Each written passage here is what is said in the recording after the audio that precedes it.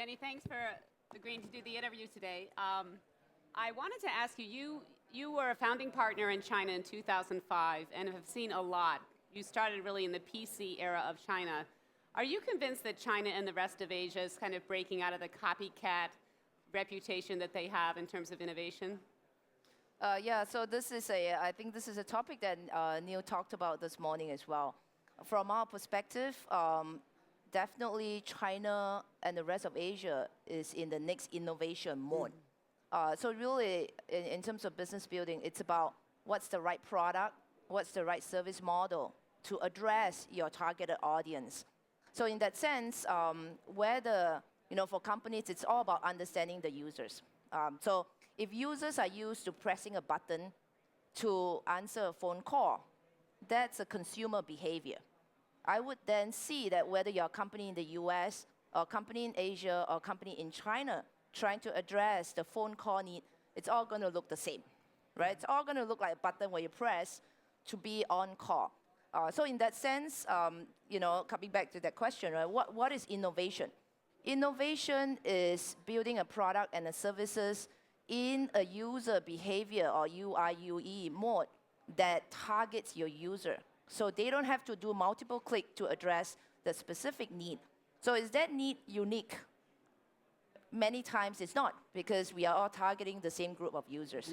And therefore, I think that's how I look at innovation.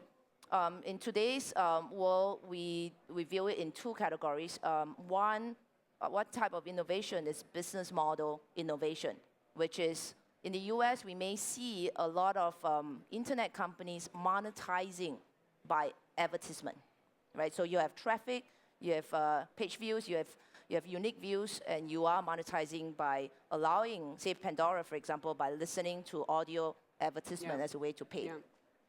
In China, though, the advertising mode does not work quite as well. Most Chinese audience or segments or consumers like to be kind of on their virtual online persona, probably is more important. So they're more willing to pay for an avatar, a virtual item, than to watch advertising.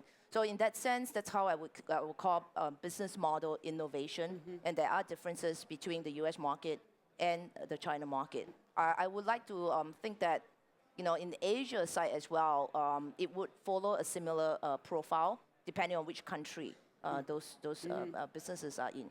I think the other area of innovation is something that we can talk about more later, and that's technology innovation. In technology innovation today, and there is a lot of discussion. I took a walk around the exhibition hall earlier. I think that I see some entrepreneurs trying to get into this, which is, we call it Internet of Things, we call it connected device, we call it smart devices. In that area is where I see potential for huge disruptive changes. Makers are creating new product, whether that product innovation is happening at the semiconductor sensor layer, or is it happening at the finished goods area, right? So if you're when Fitbit came out, it's the first product on trying to track your activity, and then you have the Misfit and the rest. When Tony Fadell started with his Nest product, that's product innovation, because he changed the whole concept of a safety alarm to a cool-looking device at your home, right? So on that front, the second area around product innovation, around technology innovation, very excited. I think that the next 3 to 5 years is where we're going to see this innovation happening. And this innovation is going to be happening on a global basis. I would say there's no one country or person who can claim that they are running way ahead of everybody else, and the rest are just playing a copy game. Because in this case, it's a very tough space, right? I mean, sensor integration, hardware, your product has to look cool. If it's consumer, ultimately you have to capture the data through a mobile app or back-end data mining, and then be able to advise the consumer back. So I think that's where we are, and I expect as a VC to see a lot of innovation on that front. China is known for making phones and hardware. Could this be an area, the Internet of Things, where you really see China have a natural advantage because it knows how to make things, and the technology will be added to that? Yeah, yes, I think that there are a couple of factors around this, right? Entrepreneurs in the audience, if you're targeting the mobile internet, sector, you should bear this number in mind, right? So there are 2 billion smartphone mobile internet users on a global basis. Of that 2 billion users, about 600 million, 600 to 700 million of these users are based in China, about 300 million in the US. India has about 150 million. And then the rest of the smartphone users are basically Indonesia, Russia, Brazil, different buckets. This 2 billion is expected to grow to 4 billion in the next 5 years. And based on the numbers I'm telling you, obviously US, China will grow a little bit more, but they are near saturation point versus their population. So a lot of that new growth is going to come from Southeast Asia countries. It's going to come from India. It's going to come from Russia and the likes, and Brazil. So bearing that in mind, today when we look at the mobile internet space, and you are in the IoT space, then definitely China has a couple of advantages, right? Number one, they have a client-customer advantage. If you can take on the China market, today you're sitting at a 600 million base. All you have to do is target 100 million of the 600, and it's looking pretty good, right? Could be a few countries combined. That's one. And then two, on the makers industry or sector, ultimately you do have to have a product, right? The product may not be an end game itself, but it is a representation of the sensors surrounding us to help capture the data that you want, depending on which areas you are. And it could be around the person. It could be your interaction with the car. It could be your interaction at home, in the smart home environment. But in this case, it's always a finished product. So in that sense, I think you will have to learn how to interact with the supply chain.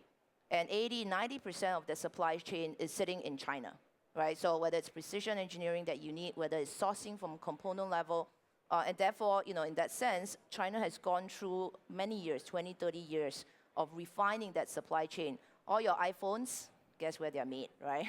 So from that perspective, and your Tesla, if you're driving a Tesla in the US, guess where they're made? I have actually gone to a Tesla battery factory in Guangzhou.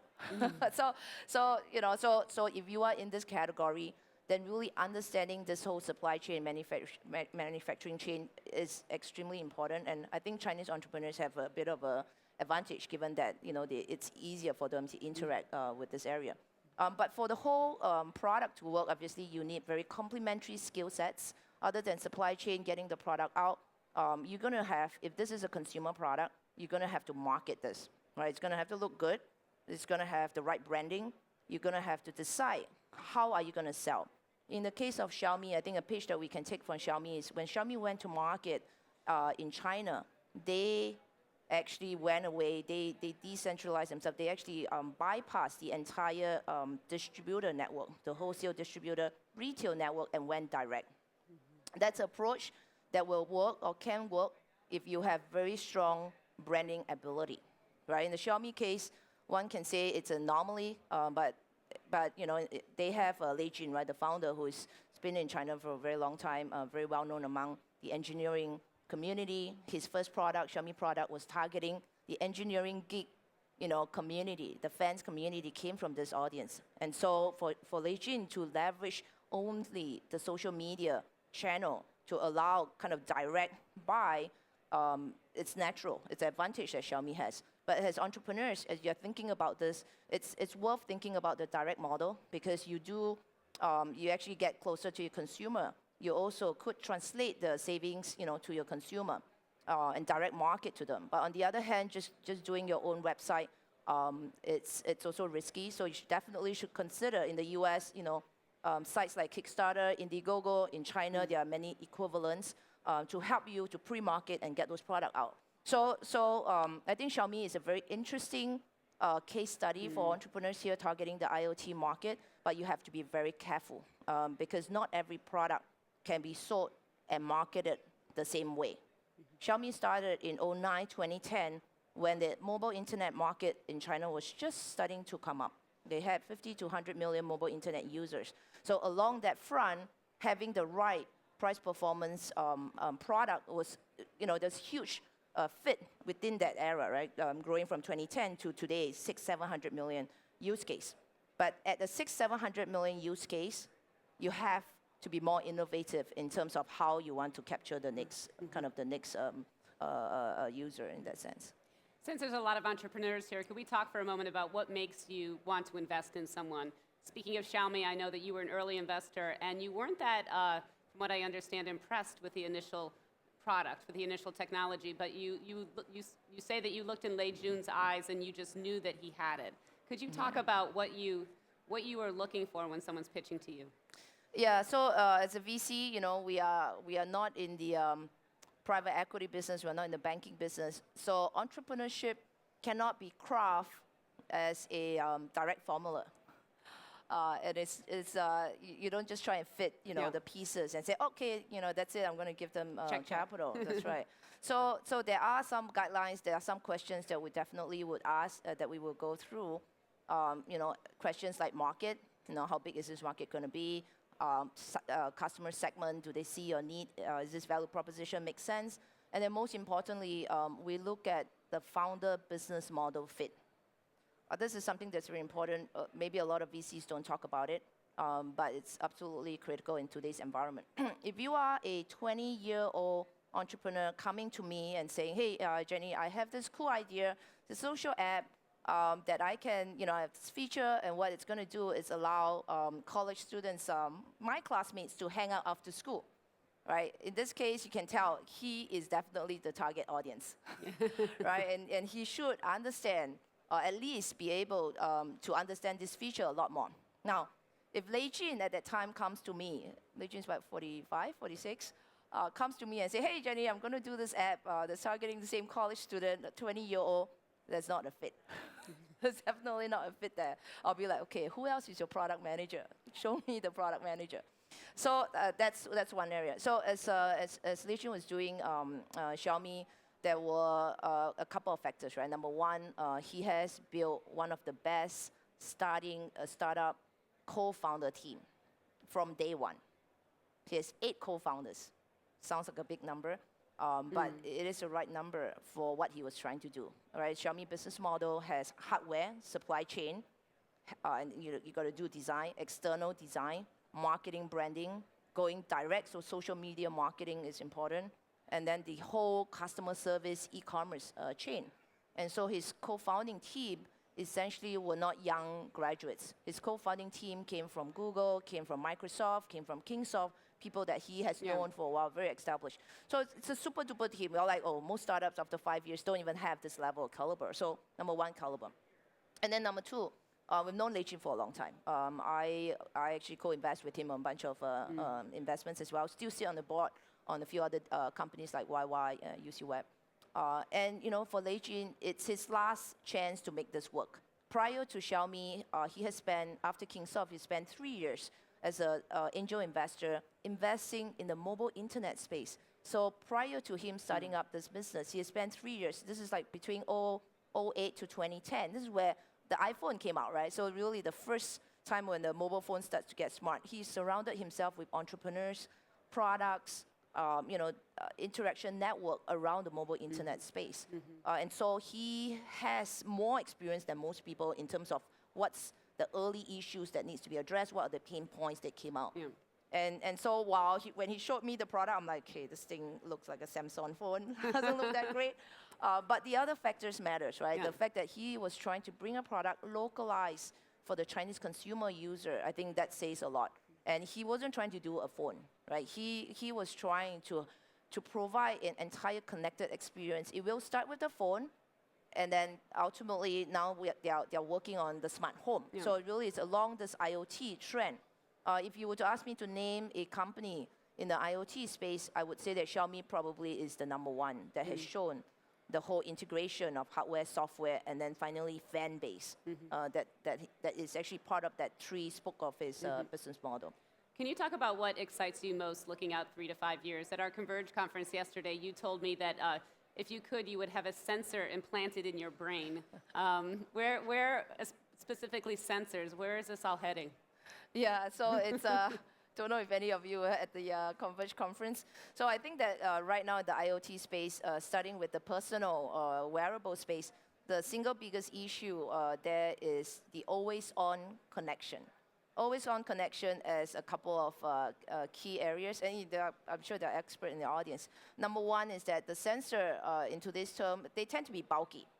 For those of you wearing the iWatch, I'm sure you're rushing off to charge your iWatch, every 12 hours, right? And even for your step meters, it still takes some charging.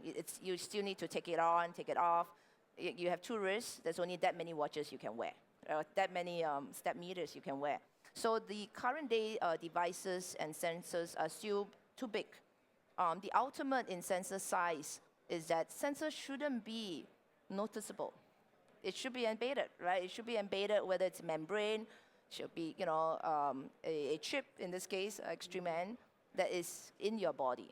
And then the second aspect that needs to be, for sensors to be useful, it has to collect data 24 hours all the time, unless it's a very specific activity that you're trying to capture. But in most broad-based cases, it's trying to collect that 24 hours, right, for around the person. If you are tracking your data for medical, heart rate, your blood pressure and things like that, you actually need this data 24 hours. So the best way to do this is basically, the second issue to resolve here is, in addition to bulkiness, getting it small, is battery life. Right, so if you can resolve the battery life issue to allow this to be always on, then that ultimately is another way to get there. And in most, if you can get it down to a semiconductor MEMS level, typically, the power usage actually goes down correspondingly as well. Of course, this depends on data, right? How much data is needed to transit. So I joke about being able to, I would volunteer, right, to put myself on tech to see how much data we can get out of it. But ultimately, IoT sector starts with sensor collection. But as I mentioned before, it can only end with the company providing real, active, and proactive data. The ultimate is providing intelligent data, that your machine is going to work without me telling them what to do. They know, right? So if you are targeting the smart home space, then ultimately, I don't have to keep trying to set the temperature before I go home or the safety alarm. It should know I'm getting home because, they know where I am. They know my location. If I'm getting to the door, it should open by itself, right? Why bother with keys? It should know it's me. I can check with biometrics in that scenario. The car scenario, maybe the 3-5 years longer term scenario on cars is that if we believe a situation where none of us are car owners, the cars just show up on your door when you need to go out, the Uber Plus or Didi Plus model, that will work and can work if this data that tracks us can be interacted very well in the cloud environment, right? And so that's the ultimate. Why own a car? Why try and park? I want to go from Silicon Valley to San Francisco. The car shows up because it's on my calendar, right? So again, that is the true IoT sector. Now, is it going to take 3 years, 5 years, or 10 years? I think that duration is going to differ depending on user adoption. A lot of times, it is not technology. It is our user concern for privacy. It is the government's concern for regulation that is slowing down some of this, trend and adoption. But I think as investors, I think we're here for a reason. While we like to fund the 80% of entrepreneurs who is building today's business model and today's need, we will also like to be able to support that 20% or even 2% of you who's trying to change the world. That's where we see huge revolutionary disruptive model being formed. And that's, we'd love to be part of that, if it makes sense. We're running out of time. I just have to ask you one last question. You're the most influential female venture capitalist in the world. You've said that you think there's more women entrepreneurs in China than in the US. Is it easier to be a woman in technology in China? Yeah, so I get asked this question a lot. I think that definitely China in the last 15 years, from a venture capital perspective, is still very early on relative to the rest of the market. The US market, 60, 70 years, 100 years in forming. And so in China, gender non-specific is actually about who came into China market 15 years ago and has managed to build that relationship and that network with entrepreneurs, say 15 years ago. So in this case, I hate to use this MBA jargon, right? But first mover advantage does help. You are in the market. In the year 2000, there were only 100 registered VC firm in China. Today, there are 8,000. So if you are one of the 100 in the year 2000, you have some advantage. I think that's one. And then I think ultimately, I put it out here, right? As a VC or as an entrepreneur, whether you are a female or male, it's not the most important. I think what's most important is that it's about the fit, right? So understanding who we are, our strengths and weaknesses are, and then applying it to what you're trying to do is more important.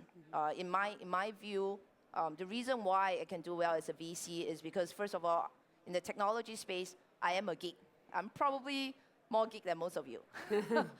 So deep down in my heart, technology is the center stem of what I believe in.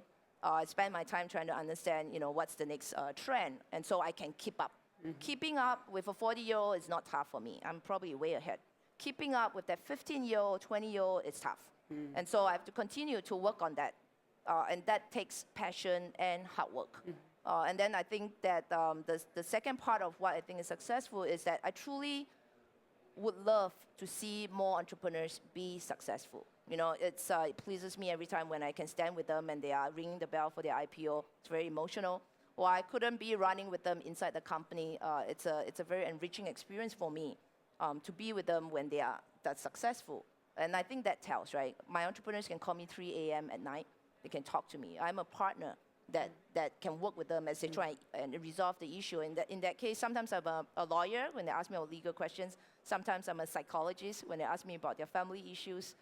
Many times it's more about business building, team hiring. I help them interviews as well. And so, you gotta love what you're doing. If you're a woman entrepreneur, woman CEO, this has to be the number one thing that you want to do. If you are a male entrepreneur, it has to be the number one thing you want to do. And it has to be something that you are very passionate, because the path of entrepreneurship is a very tough one. And so if you can get that fit up there in the most optimal manner, then you have a way better chance of winning versus the other guys who looks at this as a job. Jenny, thank you. Sorry, very long answer. Right? Thank you so much. It's very inspiring. Thank you.